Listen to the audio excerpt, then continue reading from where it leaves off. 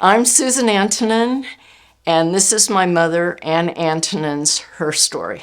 She was born in Virginia in the South. She graduated high school, Withrow High School in Cincinnati, when she was 16 years old. And she had no idea what she was going to do with her life.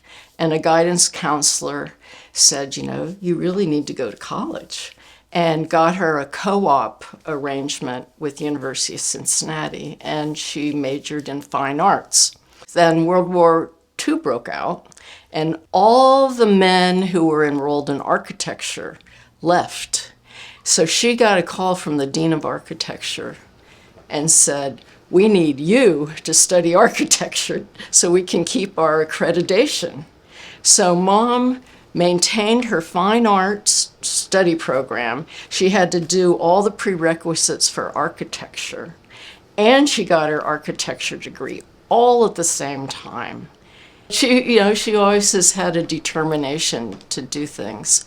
And it was through that she met my father in Oxford, and then in 1952 came to Hamilton. She was a painter, so she got involved with the Palette Club and painting, and she became a Sunday school teacher and garden club. She got very involved, and it just grew, and pretty soon Hamilton was everything to her, and my father. She got very involved with helping German Village get organized as a community, a neighborhood, and get their historic designation. She got involved in politics, and she was asked by someone who suggested, "Why don't you run for council in Hamilton?" She did, and she came in second. She was the vice mayor. But early in the tenure of the new cycle, Mayor Witt had a heart attack and actually died in the council meeting. And so she immediately, well, no, it wasn't immediate, so she was in line to become the mayor. So finally, after a week or some time, she became the mayor.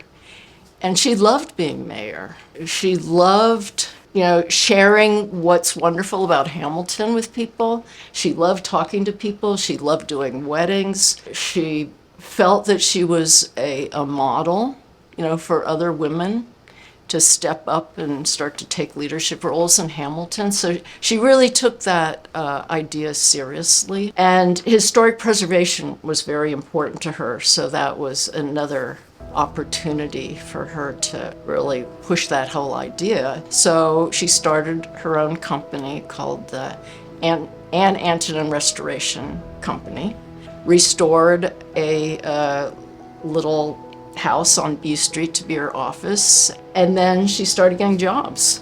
She restored log cabins. She did all kinds of work. She was mayor 45 years ago, and as she says, I was the first and only woman mayor.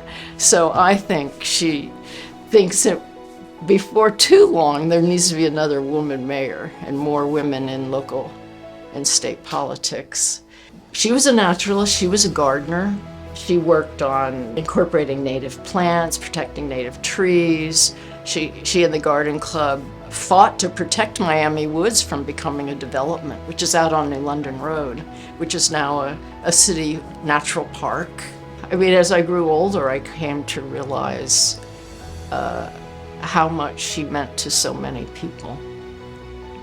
Which as a daughter is really wonderful. Historic preservation and the history of Hamilton is really important to her, and she feels like that's what kind of creates the community and gives it a better future.